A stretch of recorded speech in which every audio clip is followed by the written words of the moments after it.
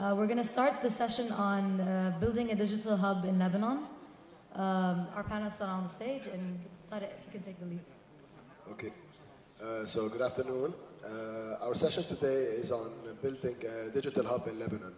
Of course, this is a very interesting subject or a very interesting title, and I'm sure you're aware also that it's also a very broad title. So we have today with us a panel that will hopefully give us a better clarity or better understanding of what it entails and what are the opportunities and challenges. So I'll start first with Dr. Saad Al-Dairi, who is the Vice Governor of the Central Bank of Lebanon. We have also with us Tariq Saadi, who is the Managing Director of Endeavor. Then we have Firas Abi Nassif, the advisor to the Minister of Telecom, and he's also the Managing Director at Fortitude Capital, a New York-based private equity fund. We then have Salam Yammoud, who is the National ICT Strategy Coordinator at the Presidency of the Council of Ministers. And then we have Diana Menaim, who is an economic officer with the UNDP team at the Investment Development Authority of Lebanon, IDAL. So to kick off the conversation, I just would like to start hearing from each one of you. What's your view of what a digital hub is in Lebanon? And what your respective organizations are doing towards getting towards this direction or towards actually contributing to Lebanon achieving this kind of objective. So let's start with Diana. Okay. Does this thing work? Okay. Hi, everyone.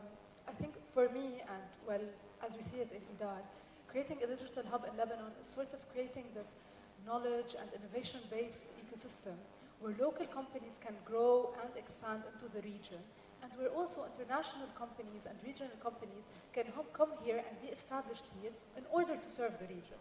So it's both. As I see it, there are a couple of components that should be present in order for us to have a digital hub. So as we all know, infrastructure. I'm sure Firas is going to talk about that. And along with infrastructure, there's also education. So having the right educational system, to have the right skills in order for us to harness the right skills needed for the market. And lastly, and this is what we are working on, sorry, like this. It's not, is it working? Hello? Okay. I think it's working. Yeah. Okay. And lastly, and this is what we are seriously working on, it's actually getting anchor companies, like serious companies, be they small or big multinational companies, that can kickstart this pattern in Lebanon, like that can also start launching these initiatives in the digital arena, so that they will signal for other companies to come and to be established in Lebanon. As to what IDAL is doing in that regard, IDAL is working on that specific point in particular. So we're working on attracting investors, on attracting businesses, be they local businesses or foreign businesses, and supporting them so that they can establish themselves in Lebanon. IDAL has been actually for 10 years granting fiscal incentives for companies who come and operate in Lebanon. What we've done now, and the big achievement, is that for the past 6 months, we've been working on amending the law of IDAL. And what we've been able to achieve is that, as of now, according to the new law, companies in digital media and in IT will not even have to have specific requirements in order for them to benefit from the fiscal incentives of IDAL. Basically, all that you have to do if you are a company in digital media or IT is be able to have 6 jobs in the first 4 years of your operation. And after that, the government will give you 100% exemptions on your corporate income tax for 10 years. And I think this is a big achievement until now. The amendment of the law is now with the Ministerial Committee, and they're going to raise it to the Council of Ministers, and we hope that it's going to pass through. Excellent. That's good news, actually. Salam? Yes, at the Presidency of the Council of Ministers, we actually have a vision, which is the National ICT Strategy. So we want to be the connected Republic of Lebanon, and we think Lebanon could become a digital hub in the realm of things. Why? Because we are a small country, we have a small country, a small market. All we have is our 4 million people, educated people, and we think it's largely time for Lebanese to do in Lebanon what they have done in other countries in the world, which is to transform our economy into a digital one, into a knowledge one. And what we do at the Presidency of the Council of Ministers is we don't actually lead a lot of projects ourselves, but we coordinate You know, IDAL is doing a lot of things. The Ministry of Telecom is doing a lot of things. Central Bank is doing a lot of things. The private sector, the incubators. So we are kind of the hub where I'm trying to coordinate between all the different parties, making sure that the priorities are being addressed and that all the small efforts are culminating into something meaningful for the country on the long term. We're also preparing a project for equity and other stuff, but I can tell you later if you come and talk to me. Firas? So we focus on two components for the digital hub. The first component is digitization. And I won't bore you with many statistics, but just one really stands out. Think that out of all of the ICT sector spend, the percentage of ICT spent outside of the ICT sector, basically on all of the economic, the verticals of the economy, the average in OECD countries is 47%. In Lebanon, it's 12%. So that really shows how much farther we need to get in order to get the country digital. So that's the first component. The second component is entrepreneurship in the digital economy. Basically, high value add activities, business activities, all in the digital economy. So, you know, I won't bore you with lots of details, but there's one thing that I'd like to talk about, which is being users of technology. If we want to just digitize the country, sure, it's hard, but it's not impossible. I mean, you know, it's doable because at the end of the day, we're going to be users of this technology. We can get, and by digitization, I mean electronic energy with smart grids, e-education, e-health, e-financial services, mobile banking, etc. E-government, obviously, that Salam works a lot on. That, as users of technology, I call it the demand side of things, that is very easy to bring about. I wouldn't say very easy, but at least it's not impossible to bring about. But there's what, you know, we call the supply side, which means basically being creators of technology, entrepreneurship being fostered in that field, in the digital economy. That, in my opinion, is very hard.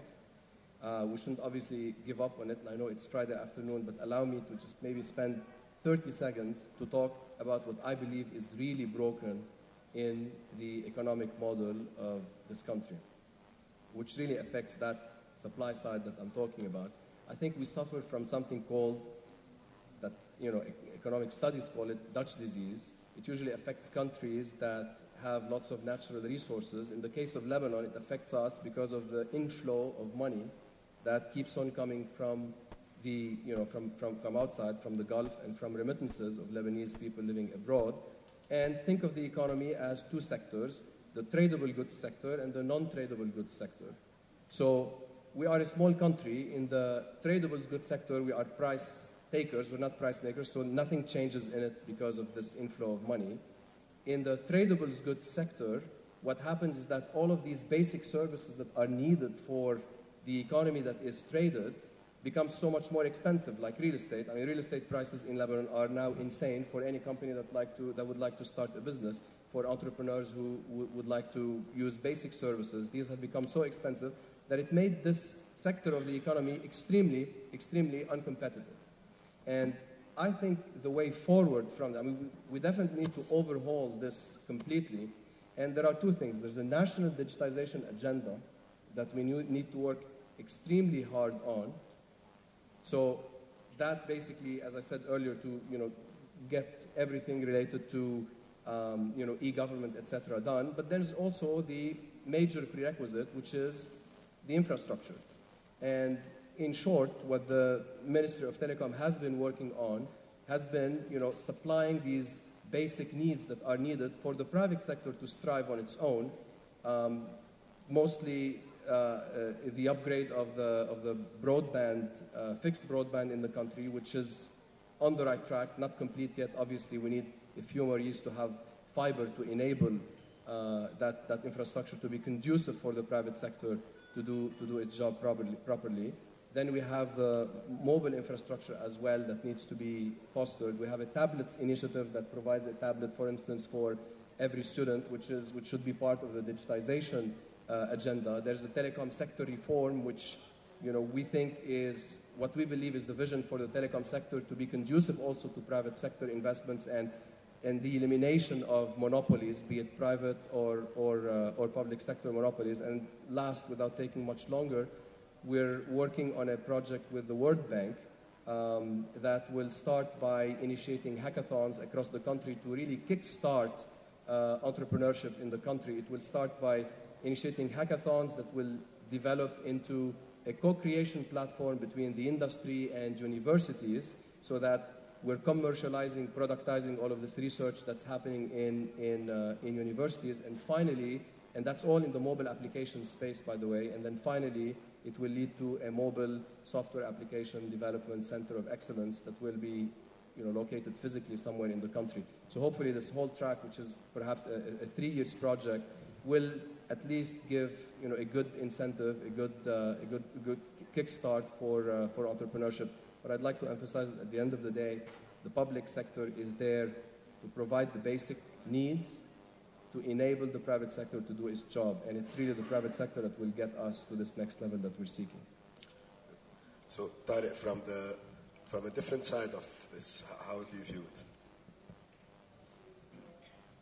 And to take on from where Firas left off, from our point of view as Endeavor, we really sort of try to position ourselves as an organization, an entity that will bring together, that will bring the private sector into that fold. As an NGO, as a non-profit, what we do is we identify top-performing entrepreneurs, what we call high-impact entrepreneurs, that will have an above-average impact on job creation, economic growth in the country.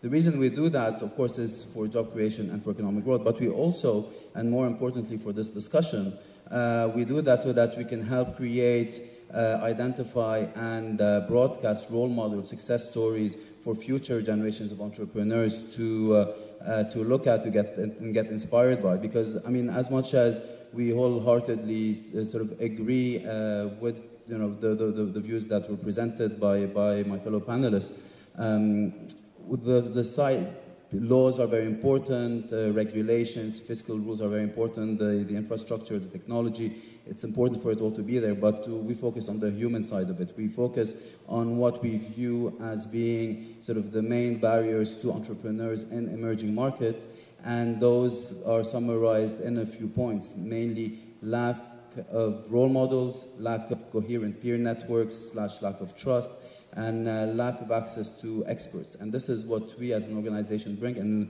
that's what we as an organization deem to be critical to the success of a digital hub in this country. As an example, Endeavor, I mean, we've started in Lebanon in January 2011, but we've been existing as an organization since '97. One of our earliest offices is Argentina. In Argentina, we just did a study to look at the digital hub in Argentina and see the effect of those peer networks, of those role models, of those experts that have come from the private sector to support entrepreneurship. And what we've realized, and by proxy the impact of Endeavor in that country, we've realized that over 70% of the digital ecosystem, technological ecosystem of Argentina, which is one of the most advanced in the world, was affected directly or indirectly by the work that we're doing.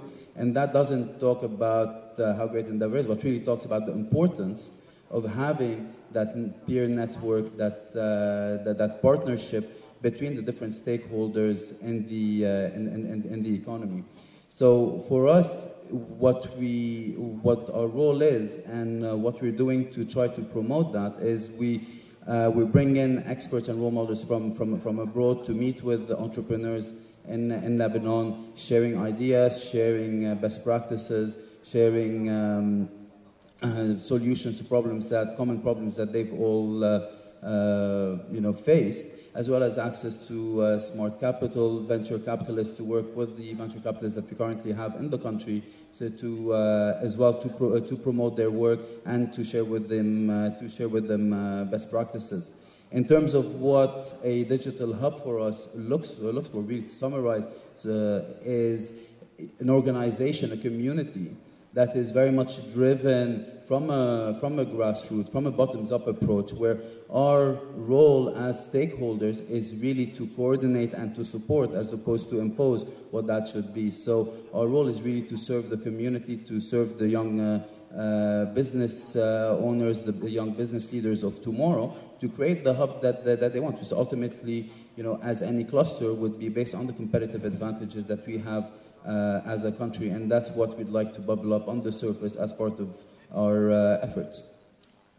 Thank you, Tariq. Dr. Andari, so I know the central bank is always a major player in everything that has to do with, in a way, the development of our economy, but I'd be interested also from your perspective, from a financial and an economic perspective, what role can you play and how could you actually usher or help this kind of build-up?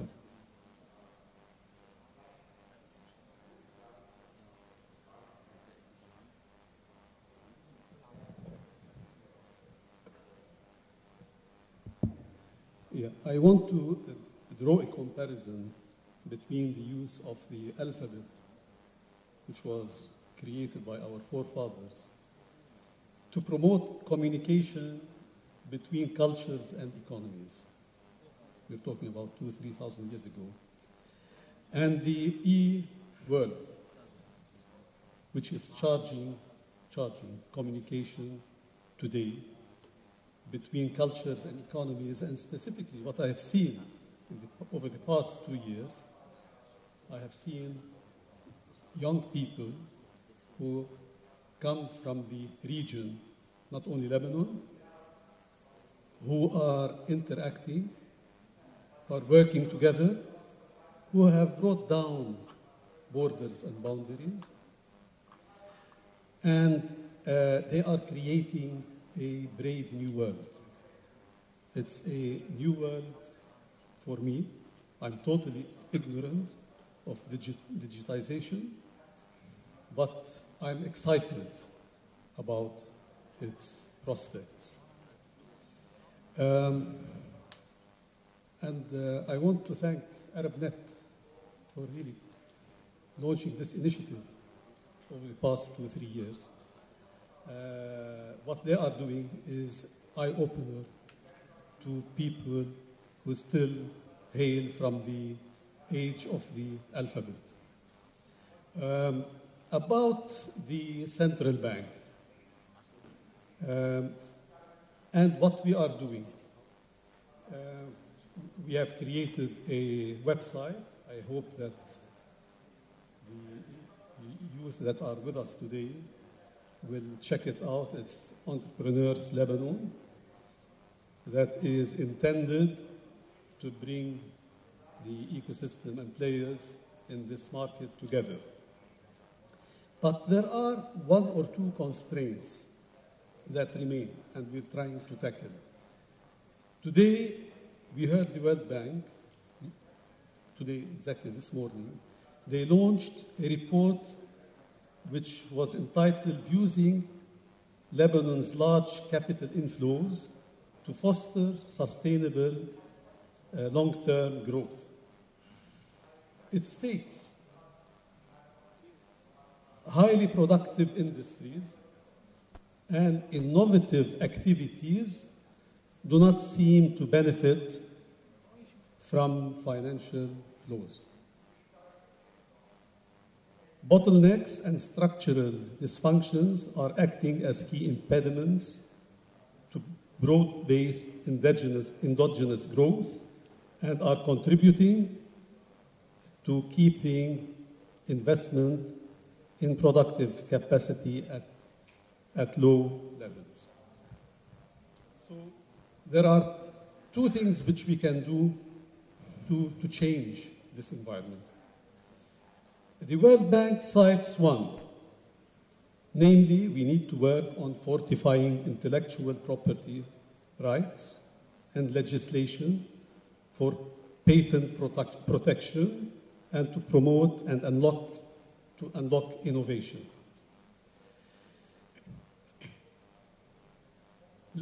World Bank recognizes Lebanon to have some of the endowments to become a solid innovation-based economy.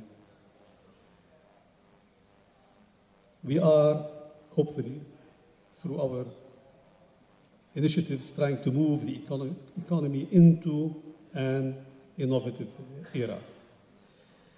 What we, at the central bank, have done in the past few years was to help the flow of capital into the debt markets. Unfortunately, we were not able to unlock the equity markets.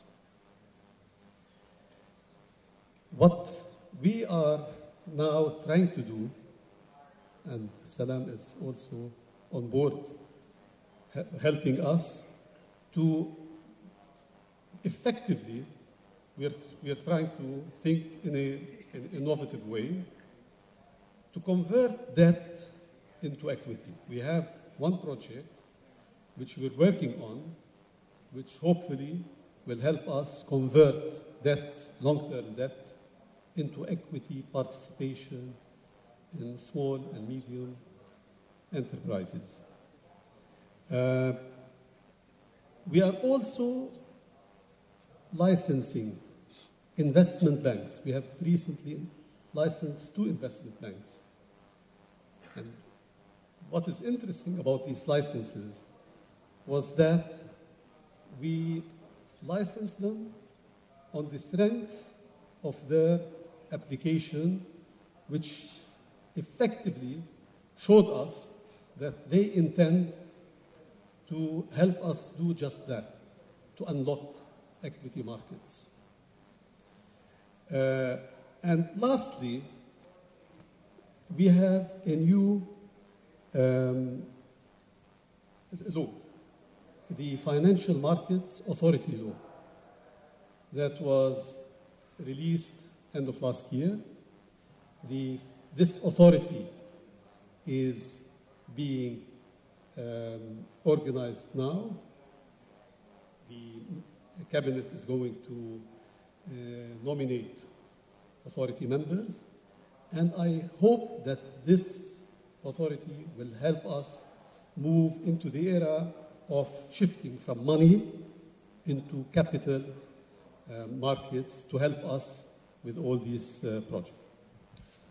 Thank you. So just to,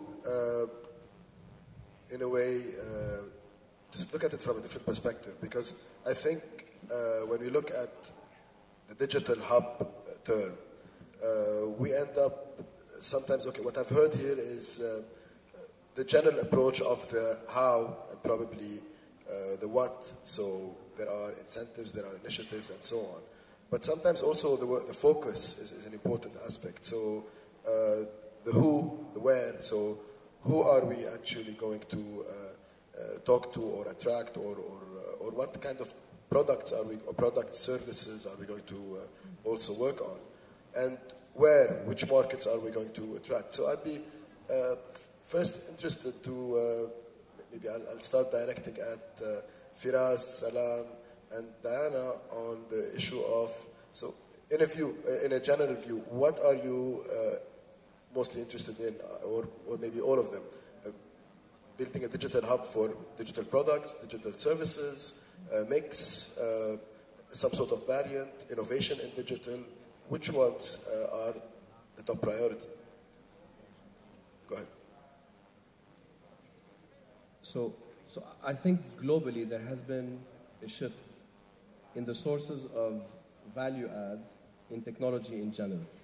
So if we look at, and I should start by saying that this is a great and big opportunity for Lebanon.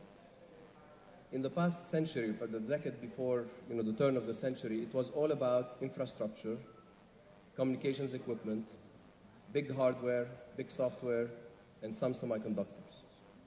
There was no way Lebanon could compete in this. Obviously, it took Lee Kuan Yew in Singapore to make sure the semiconductor industry is doing well. So there's no way we could have done it. After the turn of the century today, I think the value add has become miniaturized basically in semiconductors. So semiconductors have become so powerful, and if we missed that boat 20 years back, there's no way we can catch that boat today. So we should definitely forget about it. So we're not talking about, for example, attracting an Intel factory in Lebanon. So that we missed. But then the upper layers, the services and the application layers, where there's creativity in the digital economy, where we can provide services, electronic services.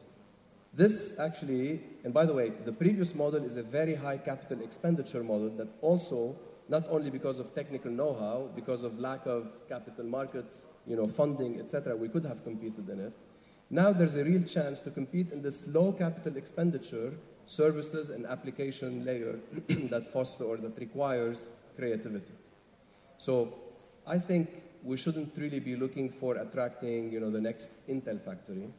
I think we should be viewing ourselves as more a hub for, high value add. It has to be really high value add electronic services, be it in telecommunications, content, and something that really takes advantage of the fact that the world or the playing field has become more and more level worldwide. And this is a true opportunity for us in Lebanon. So this is really what we should try to focus on.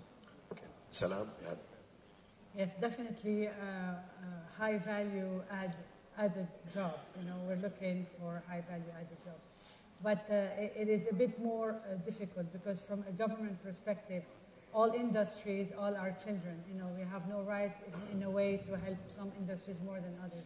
But what we are trying to do is what we have done is we launched an innovation survey. So we have to wait 6 more months in Lebanon before we have results because it's a good question. I mean, at the end, is it design of electronic boards? We have few companies who are doing excellent work designing. It's not the work of making the motherboard, but it's the work to design the integrated circuits. Some who tell us it's the creative cluster of Lebanon. It's media stupid. Of course, the Lebanese are good in media. Of course, it's going to be media advertisement. Some people say, no, it's medical research. So what we have said to do is to launch an innovation survey because at the end of the day, you have to find out where are the ideas coming from which universities, who are people who are already working on research, because it's like a funnel, it's like a pipeline. You have to have ideas, concepts, you have to have industry partnership, then you have to have seed and startups, people who believe in this, and then you have to have the companies grow. So what we're promising is that we are looking very carefully at that, and we'd like to help everybody, but making the same environmental, the role of the government is a enabler of solution. We have to make easier regulation, we have to make it easier to create a company, we have to make it easier to solve a company, we have to make it easier to have broadband, cheaper to have broadband. These are the things we're going to do for everybody. And if the innovation survey shows that there are some niche markets that Lebanon could take advantage for, then the government will then put all its weight behind these niches. We'll talk a bit about the types of companies that IDAL is trying to attract to Lebanon and to support in Lebanon. Now, from the different models in the world and from what we've seen, there has always been certain clusters that grew on a variety of activities, and it was never one activity that grew independently. It was always a variety of activities and a variety of linkages. As I see it, it's 3 distinct types of activities. So there's first the creation of digital content for all types of media, also gaming, video, post-production, animation, etc. There's the software and IT companies, and finally there's the companies who manufacture the technology, those that Firas was talking about. Usually there has always been a mix of all of these when the industries were growing in a certain country. What happened at the later stage was that each country started differentiating according to its competitive advantage. So for instance, we say that in Lebanon we have a huge media industry. We're really good producers, post-producers. We have a good industry in that regard. I can compare this to Seoul, for example. They concentrated on this. So now they produce animation, they produce digital content for videos, etc. So I think, as Salam said, I really agree that we should support all the industries equally, but we should also start with our competitive advantage. So I don't think we should dismiss technology manufacturers, even though there's a few but successful ones in Lebanon, but we should definitely build on other industries where we already have a competitive advantage, like media, like animation, etc. So, Tariq, Dr. Anderi, you had something to say?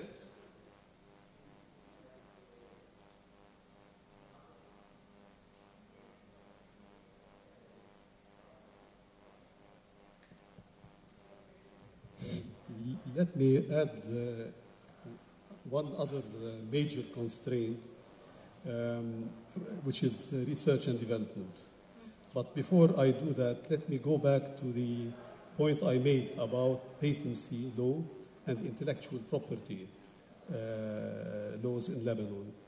I think IDAL may have a role to play to provide legal, technical, financial, and business feasibility advice to innovators. I think this is one role IDAL can play. Because it's there. Let's not think of new ideas. It is there. It exists. On the R&D front, I hail from one of the major universities in Lebanon, AUB, and I worked there, and I did not see much of research and development supported. I had to do my research elsewhere. I used to go to the UK or US to do my research. And this is really unfortunate. What our universities are doing, basically, they teach students, become not good graduates, excellent graduates, but they have to conduct research elsewhere. So I want you to think with me about solutions. How can we promote R&D? The one obvious answer is government should do that. I don't know if government is in a position to do it. But let's think together, how can we promote R&D? So since you brought this up, I'll go on to a point that Diana made regarding incentives. So I think usually universities, in many cases, research and development relies on grants. They come from governments or institutions. And when you brought up the issue of incentives, do you think there's room for more incentives, or do you think this could be an interesting way to intervene in the market beyond simply tax exemption? Actually, this is very interesting because when we're working on amending the new law, we put a new Microphone. Hello? Sure. Okay. When we were working on the new law, we really considered R&D centers, and we put a specific section for R&D centers because we knew that, that R&D centers, most of the time, the work is not profitable. Okay? So someone has to incentivize those centers in order for them to work, at least before they sell a patent or before they produce something that they can actually sell. So in the new law, IDAL is also offering support for R&D centers, actually. Tariq. I think that the point that Dr. Andere raises is a crucial point. I mean, if you look at the impact of universities and the research that universities do in other parts of the world, it is tremendous to the economic development and competitive advantage of the countries where they operate. If you look at Lebanon, and to put it sort of in a Lebanese context, it's we have, for example, a fantastic design industry. Fashion design is a great design industry in Lebanon. We have globally renowned fashion designers. A lot of them have worked with other fashion designers, learned the tricks of the trade, cut their teeth on the job, then moved on and created their own brands, and they became famous and successful in their own rights. The same thing with the F&B sector. We have great F&B concepts in Lebanon. A lot of the people that started these F&B concepts worked with other restaurants and tourist projects and companies, learned the tricks of the trade, went on, opened their own thing. We don't have that in technology today. So to be able to circumvent that, universities have to come in and play their part. I think that it's important to have, it's good to have fiscal incentives for them and all that, but it's also, you need a paradigm shift in the way universities look at themselves, and not just purely as academic institutions, but really as institutions that have a role playing in the development in the local country. I mean, that's how Stanford, that's how MIT have created such fantastic technologies and businesses that came out of them. And until we have companies and until the country is attractive enough for Lebanese from outside to come back and start businesses here, Lebanese that have worked in technology outside, because again, today, I mean, we heard Ahmed Al-Khatib talking about his experience with Marca VIP. Ahmad spent 5 years with Zazzle in California. That's where he learned e-commerce. He didn't, pop up out of the ground in Jordan and decided to start Marca VIP. But until we're attractive enough to bring people from outside to start their own companies, there's a double responsibility on the education, on the academic institutions to create those R&D centers, to train these people. There's also the incentive, there's also another important point, which is that we should keep in the back of our minds when you talk about the private sectors. And that is that as long as the private sector in Lebanon in technology has a local or at best a regional mindset, we're not going to develop, because we're not going to create that R&D. It's going to be much harder for us to create a knowledge economy. The only company I know in Lebanon, and probably one of the fewest in the Middle East, which is actually an Endeavor company called Mobinets, based in Tripoli, they have a global product. They're turning themselves into the SAP of the mobile technology industry. They have a product that they're selling to France Telecom, they're selling into Orange in Africa, in Asia, in Eastern Europe, they're selling into Vodafone, and that's a company that's competing at a local level.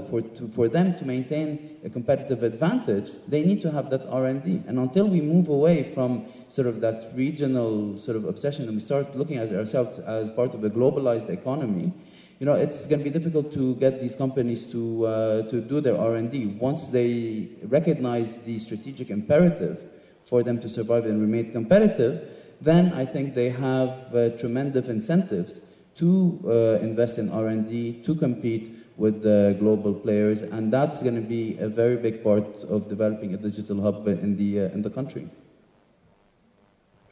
So, but I'm interested, so when we say we need to develop a global perspective, what should be done to actually get to that? Because that's, in a way, a challenge by itself. That's, in a way, also the egg and the chicken issue, because become Endeavor entrepreneurs. We give them access to a global network and to global marketplaces. But don't you think that there's also an anchoring that's local? So don't you think that the local infrastructure, legal system, and so on is also sometimes what narrows the perspective or narrows the scope?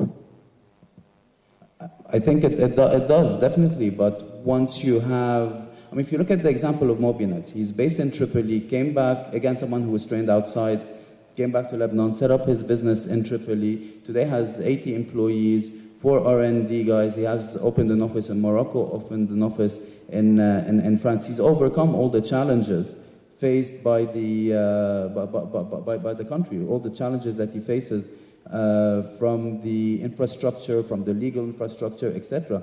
The guy has gone through, Labib has gone through horror stories with banks because they wouldn't support him, they wouldn't lend him, they wouldn't help him. Once the IFC invested in him, and he got a couple of $1 million from the IFC, and mind you, that's probably the largest venture capital investment in Lebanon. That's a different discussion, but it's something to keep in our back of our mind. That's for one of the largest venture capital investments in Lebanon is done by the World Bank. So that's something that we need to change as well. Yeah, it's 2 million with a third million option. So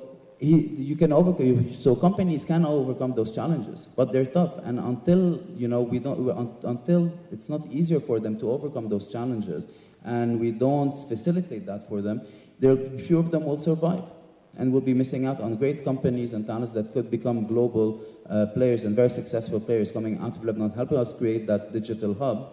But because of the barriers that they face early on, don't make it. And that's a shame. Salam. But a year ago, I would have been a lot more pessimistic. There's a lot of work to be done. We should not kid ourselves in Lebanon. We know that for so many years we have been just living in the past and not in the future.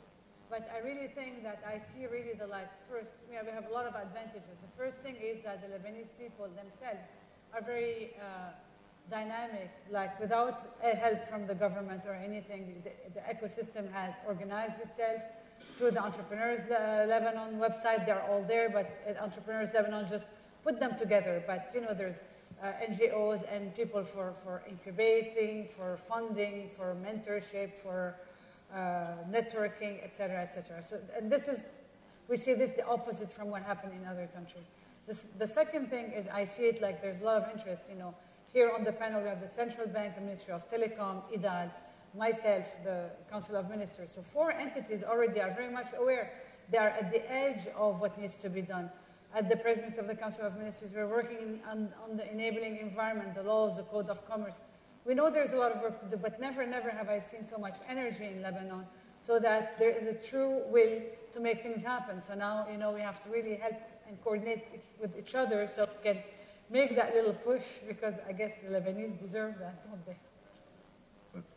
Excellent, but given that I'm in a way moderator from the private sector, I just say even very fast is not fast enough. And in these days, even if the direction is the right direction, if we're not stepping on the fuel pedal strong enough, it is a problem. So is speed and acceleration on the agenda?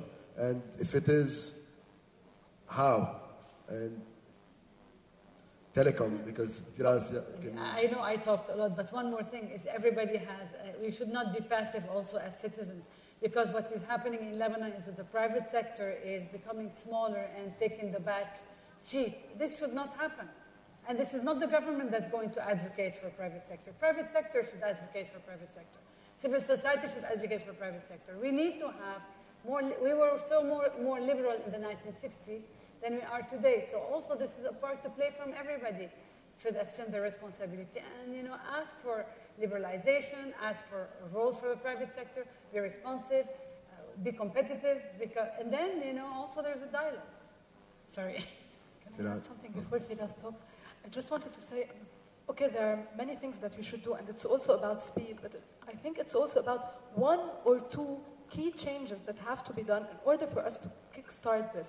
I mean, in all the successful models, again, what we learn is that, for instance, the infrastructure was amazing. They had an actual physical cluster where there was prime infrastructure, and this is how these companies develop. I mean, we don't have to, okay, we have to walk in parallel and to initiate several changes at several fronts, but there are 2 or 3 key issues that if we can address really fast, I mean, we can do really a big change. We can really leap forward after doing them. In my opinion, it's really infrastructure, and it's really getting these 1 or 2 or 3 companies that will have these success stories in order for them to boost the pace of the digital industry in Lebanon. And I would say it's also, which we are already doing, a change in the mindset, a change in the culture, where we are actually encouraging entrepreneurs. You know, this mentality that I fall, I take the dust off my knees, I stand up, I try again. I'm starting to see it in Lebanon now, but definitely 10 years ago it wasn't there. It was more like a shame that somebody would feel that, you know, he's not employed with a company with a stable job, and, you know, and he might fail his first startup. So that change in mentality, I think, is very important. Now, on speed, the short answer is yes. I mean, for sure, speed is on the agenda. We're doing everything we can. I'm sure, you know, everybody in the public sector is. Unfortunately, you know, it's definitely not the right time to talk politics. No one wants to hear this, but we really have a broken system. I really feel that we have a completely broken system that needs to be completely changed, completely overhauled. And, you know, the problem is that, you know, also not to mention the Arab Spring, but you get, like, you know, one revolution in another country and just wipes off the whole system. In our case, because of this unholy confessional system that I should call, you need like at least 6 revolutions, you know, from like 6 benevolent dictators or something to get it really working. So I believe that this is something that we cannot really hope for it to change in the short term. I'm very optimistic about the long run, but in the short run, it's very hard to change this, so we really need to work around it. And the way around it is exactly what Diana was talking about. Some quick wins, really needed steps that we can do, that we can implement, to just at least get out of the private sector's way and let them do their job. And I believe that once we become the public sector an enabler of the private sector, this is when we will really see Lebanon take off. And I think we can do it. It's not very hard. Thank you. Tariq?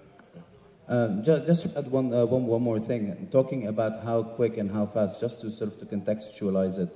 And we had a discussion earlier on about sort of ROI as well, but it's a segue for you if that's the way you want to take the discussion. Two things. Ultimately, this discussion, that we're having is very much, at least from our point of view, is, how do you grow the economy? How do you create jobs? And this is the reason why we're looking at creating sort of that sector, creating that hub, and so on and so forth.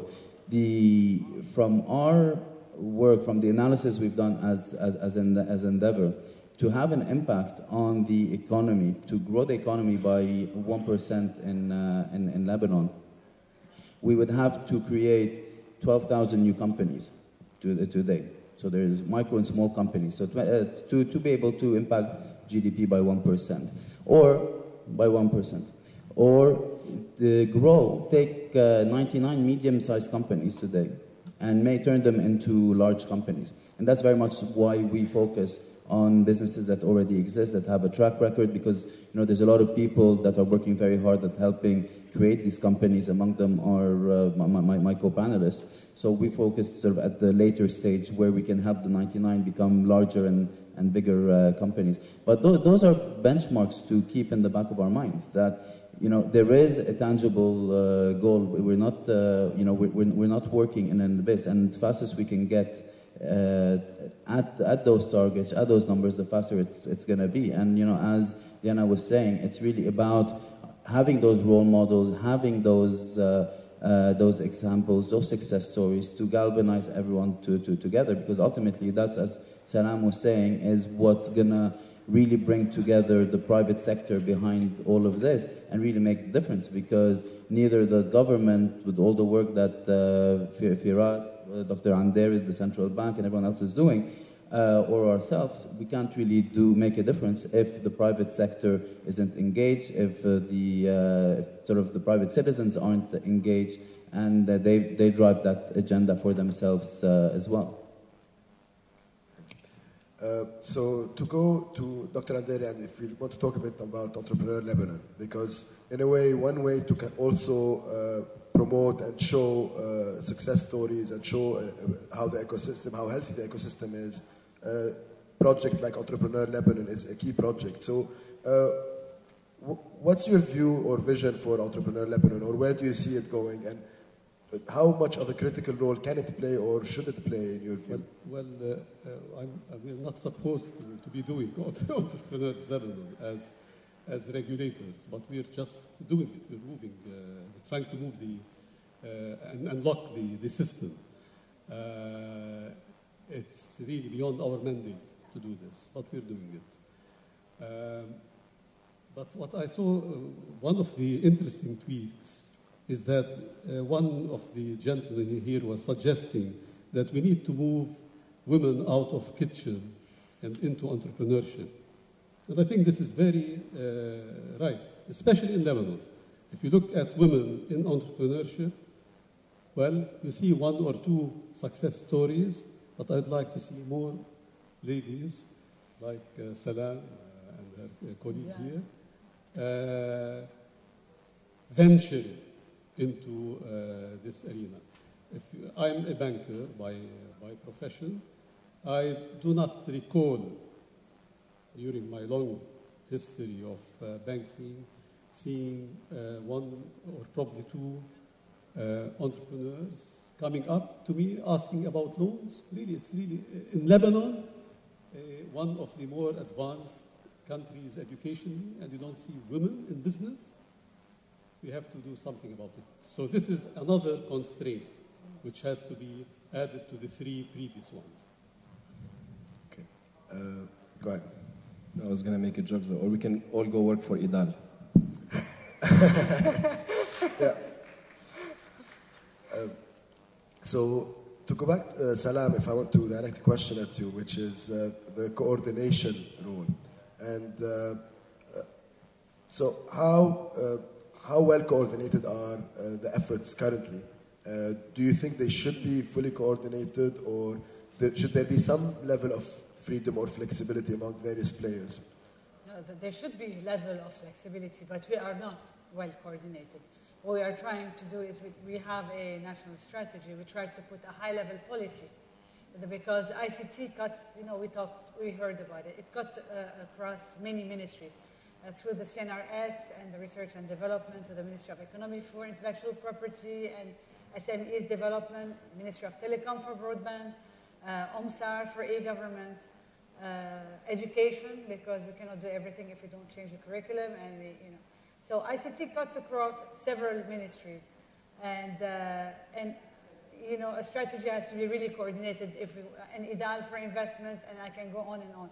And in Lebanon, we don't have one ministry that has a mandate for all of ICTs. For example, we don't have a Ministry of ICT. Or in Singapore, they have the IDA. In other countries, there's several models. But in Lebanon, there's really a lot of administrations. So that's why we are trying to coordinate until the time that we hope, like in the future, we can have a Ministry of ICT, like the Egyptians and the Jordanians have done. And it served them very well.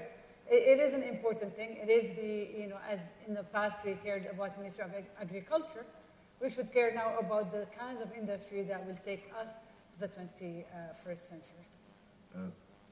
Just time is running. Let me just go ahead. Just a quick thing. So very quickly, the vision is for us to have a Ministry of ICT and for the Ministry of Telecom to emerge to evolve into a Ministry of ICT. It's a vision, it's something to. But on the coordination side, no, we are not very well coordinated. But I should say it's probably okay, right? Because we lose some efficiency, but we gain speed. In this country, unfortunately, coordination across all of these bodies could take forever. So it's okay if we don't get it 100% right. No. Coordination doesn't mean taking orders from somebody. It means being aware and informed. So we need more coordination. We don't need somebody to be a lead over the other. But we do need to coordinate because we have limited resources and we're really wasting a lot of time. So, just to close, if we want to be optimistic, can we say that maybe in a year, 2, we'll be looking at an amazing environment for digital entrepreneurship? What would be the time frame? Just in one word. So, anyone? Tariq as an outsider. No. 3 years to have a couple of good success stories out of Lebanon that will drive it for us. I want to hear Firas's take on this. How many years to start? How many years for broadband first? Let's see. I think that broadband will soon, let me answer it this way, broadband will soon no longer be an impediment. It will not be a competitive advantage before we have fiber, which is fiber to the home, which is, 3, 4, 5 years down the road. I would say 3 to 4 years down the road. But very soon, and it has started, it did start, it is no longer an impediment for entrepreneurs to do well. Now, a word on the entrepreneurial environment, assuming that there are no more impediments in place, I think that we are at an inflection point. It's a question of when we will actually, take off. I think I agree with Tariq. I think we need at least 3-4 years for this industry to mature. Just to be also positive, I think what I see now, especially from the government, is commitment. I see that the Ministry of Telecom is committed. I see that Salam is definitely committed. I see that for us, digital media and IT are really priority industries, priority sectors that we want to support. So I think one positive thing that we're really seeing from the government, it's been over a while and now it's really growing, is really commitment. So I hope it will pay off. Yeah, I have to be optimistic too so that you don't think. I've never seen so many ministers, like I think in this Council of Ministers, Firas and I counted yesterday 5. Among them, the Minister of Telecom himself, like a young guy. There's 5 ministers who are digital, who are connected, who have iPads and Blackberries. And I've never seen so many agglomeration of ministers who understand the technology, who want to make a difference. So let us be optimistic. Let us dream. Okay, thank you all.